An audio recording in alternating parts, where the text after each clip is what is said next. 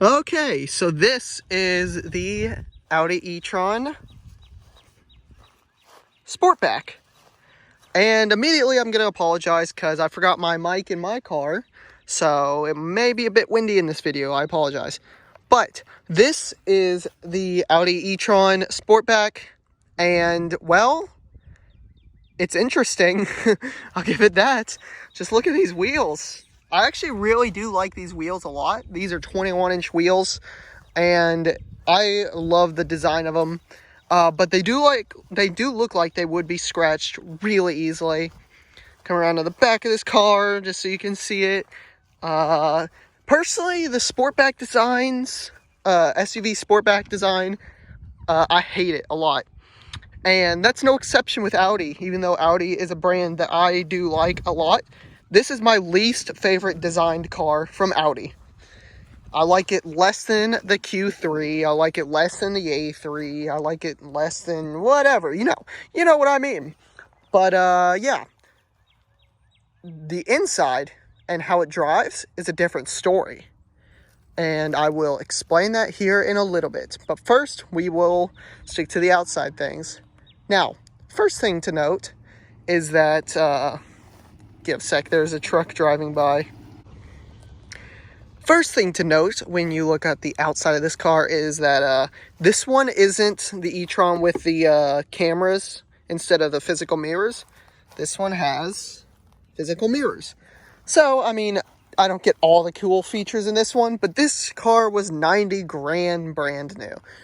This is a loaner car because mine's in the shop and I'm still looking to sell it.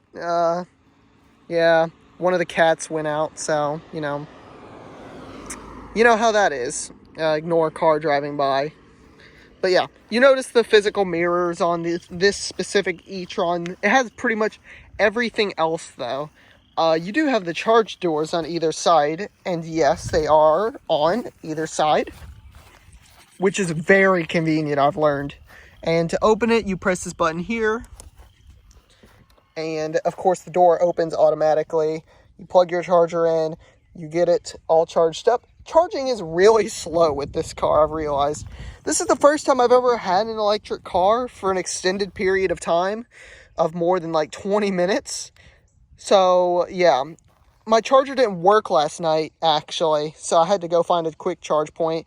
And then over the course of 2.5 hours, it only charged it 10%. So, I mean, yeah, you can imagine. It was a problem. The quick charge point was kind of sketchy, though, so I blame that. Also, what they don't teach you is that to unplug the charger from these things, you have to first click this button, and then you press the little button there and unplug it. And, of course, then you just press the button to fold that back in. So that's cool. And also, the brakes in here are really large, too. You won't really notice that or care. And, yeah. The Sportback design is very interesting. I do not like it, as I previously mentioned. Some people, for some reason, like it. I don't understand why. However, I must admit, this is definitely my favorite out of all the Sportback designs. Audi's always been great with these coupe-like roof lines. The A7, and I'm not biased, by the way. Believe me, I'm not biased. Editor's note. He is biased. He owns a Sportback himself. Yeah, I'm not just talking from a biased opinion here. I remember thinking back in 7th grade, before I even had a car, that the A7 was definitely the best sloped roofline I had ever seen on any car. And of course, that was my generation A7, and I forgot about the car until I got one, so blah, blah, blah.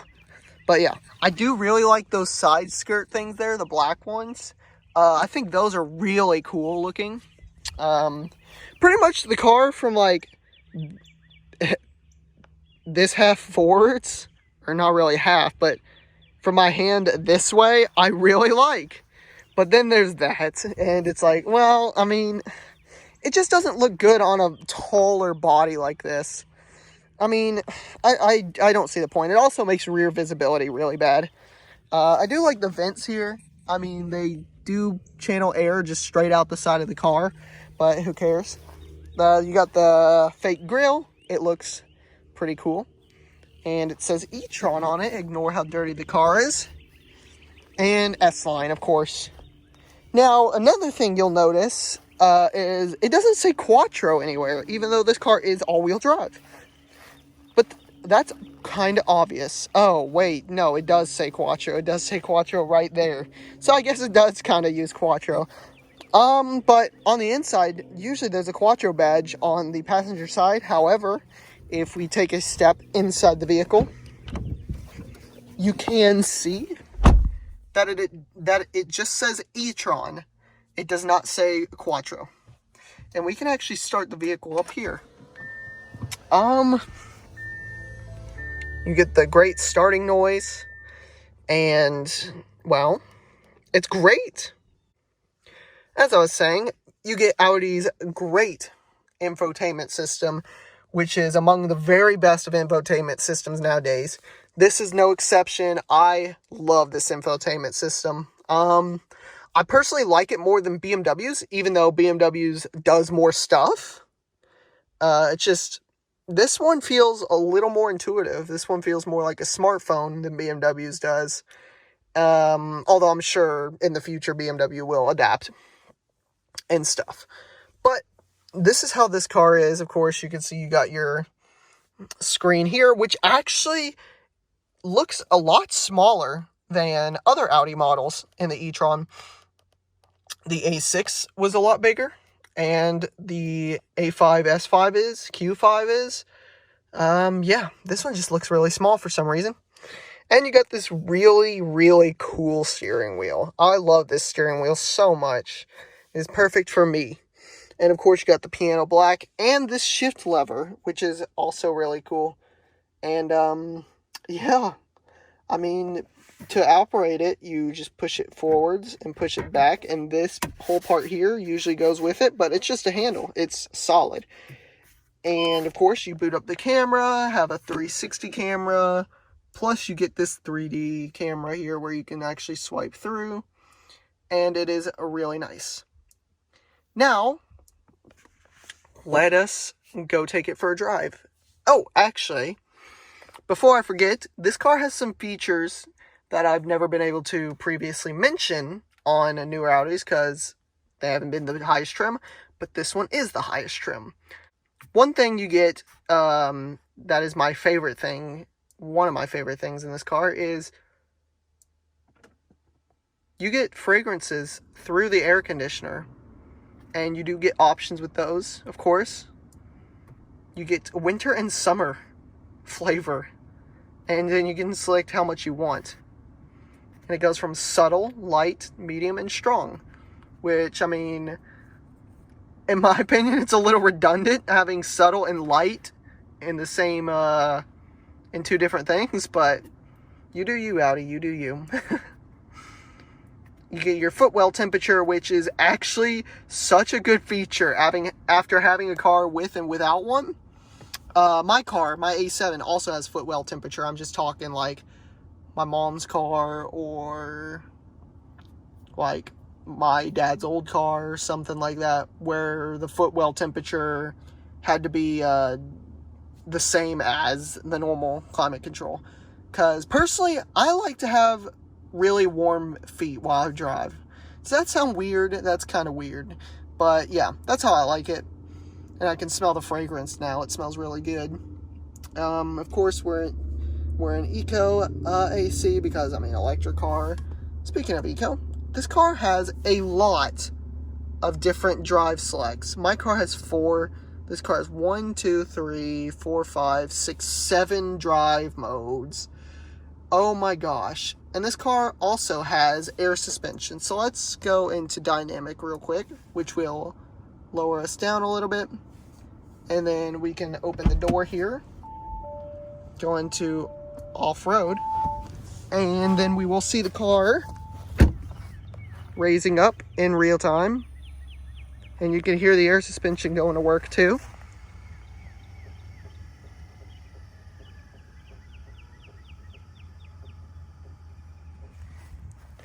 And yeah, it lifts the car up slightly, and the air suspension stays like that until you change it.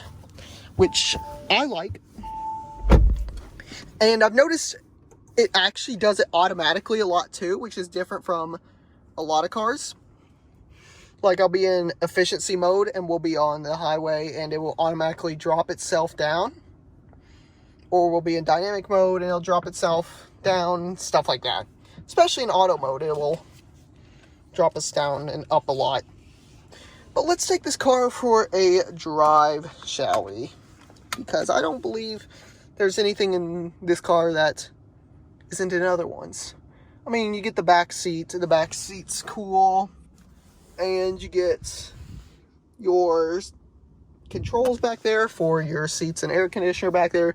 But nothing special. Nothing I've already mentioned in previous videos. So yeah, let's take this car for a drive. Okay, let's go for a drive, shall we? The car's on.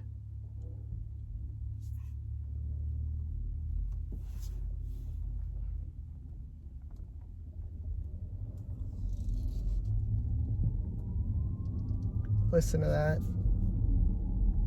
The car does make a sound. It makes a small little hum at lower speeds.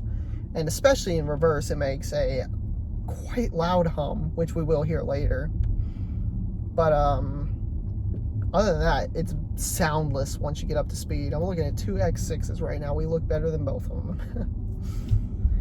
Yeah, Audi just has more of a crisp design with the coupe-like SUV look. And yeah, driving experience feels better than Tesla, honestly. I mean, it's not as quick, obviously, and you don't get as much range, but in terms of comfort, you get a lot more than Tesla. Tesla is kind of bad when it comes to comfort, honestly. But yeah, Tesla is more oriented to making their cars affordable. Yeah, I'm not saying this one's bad at accelerating, which we will see here, because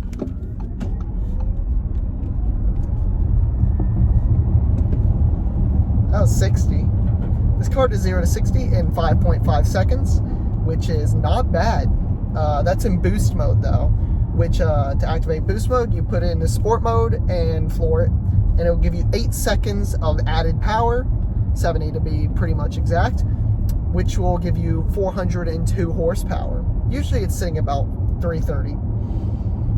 So it's not too bad. It is a heavy car, and you can kind of feel that. But, I mean, I think it copes with the weight pretty well, just because the big battery pack makes it so it's not, like, too top heavy and stuff. Also, the steering feels really solid, feels really good. And the only thing I don't like is the price tag, really. And just having to fiddle with the chargers, because I have a ton of Tesla superchargers around me. Well, not a ton, but, you know, I know where some are off the top of my head. I don't know where any chargers for this are off the top of my head. So, that's just life right now. I'm sure as time goes on, it will be better for electric cars and stuff like that. But yeah. This car does have a self-driving mode, though. To activate it, you click in the lane keep assist button and the adaptive cruise control. You activate that, and that does your self-driving mode. And it is different than just clicking the two buttons in any other car. It actually puts you in a different mode when you do so, because normally it'll just lane keep assist. It's kind of unresponsive. It'll only really correct you if you start getting close to the line. But when you're in the self-driving mode, it will actually hold you in the middle, like, really well too. So that's cool. And we're in efficiency mode right now. There's a big difference between all the drive modes in this car, because there can be, because of variable power and stuff. So efficiency mode, you really have to press your foot down to get moving at all. Like dynamic mode, not so much. The braking's weird in this car, and this car has paddles. And you might be able to see that coming up on this lefter here when the wheel lifts up slightly. Yeah, you can see the paddle right here. Right here. Yeah, that's a paddle shifter. What does that do?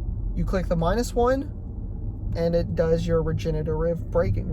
How do you say that? It does your regen braking for you. Oh, and if you don't hold on the brakes, then they will just let you kind of roll backwards there. Also, the acceleration out of boost mode, it feels alright too. I mean, it's still more powerful than my car, but it is a lot slower, to be fair. Even on boost mode, this is slower than my car. But yeah, I mean, it's not a bad ride at all. It's very quiet with the air suspension and the framed windows, so it's a great ride. Very comfortable. You get massaging seats, and you get adjustable lumbar support, of course, adjustable bolsters and leg bolsters too. And you get what do you call this thing? It's the end of the seat part. It kind of pushes out a little bit, so you can like support your I guess lower legs. I don't know what it's used for. I'm using it right now, but that's nice. But most of all, you're just buying this car because it's electric. I mean, you can find a lot of those things in newer Audis, but this car's electric, and that's cool right now. And it's also like saves money, because I didn't spend any money on gas, and I can drive this as much as I want. Go fill up for the 16 hours that it takes a 120 volt adapter to do. And yeah, that'll be like $16 at a fast charge point. At fast charge point, though, it only takes 9 hours to fill up all the way. So it's $9 compared to gas prices to fill my car all the way up. It's like $60-something. So it's a little steep. Yeah, that's the downside, though. The charging time, just period, is rough. And yeah, the low range. I only can get about 200 miles before this thing is done. And yeah, another cool feature I forgot to mention is if you're coming up on a car and you need to slow down, you don't need to hit the brakes. You don't need to touch a button. The car will do it for you. It will slow down to the exact speed the car is at in front of you, all using the regen braking too, so that's really cool. And yeah, it's a really neat car. I've really been enjoying having it. I've had it for about a day and a half now, and it's been great. Like I said, though, the charger did fail last night, so I wasn't able to charge it. We figured it out, though. I believe it's because I had it plugged into an extension cord, and I had no idea until today you can't really do that. So I've been driving around in efficiency mode, so that's been kind of rough. But other than that, this is a great car. I really love the electric cars now. I mean, I've always been all for them because, I mean, I've driven a Tesla, like I've said, and it was cool. I was like, whoa, this is cool. But I didn't really have time to soak in just how much I like electric cars. Like, this is so neat to have, and I personally love it. I think it's one of the coolest cars on sale today in terms of like drivetrain and stuff. I would love myself to have an electric car. I can't afford one. I can't afford much, but yeah, we're parked right now. The car's still on. It is just that quiet, which is great.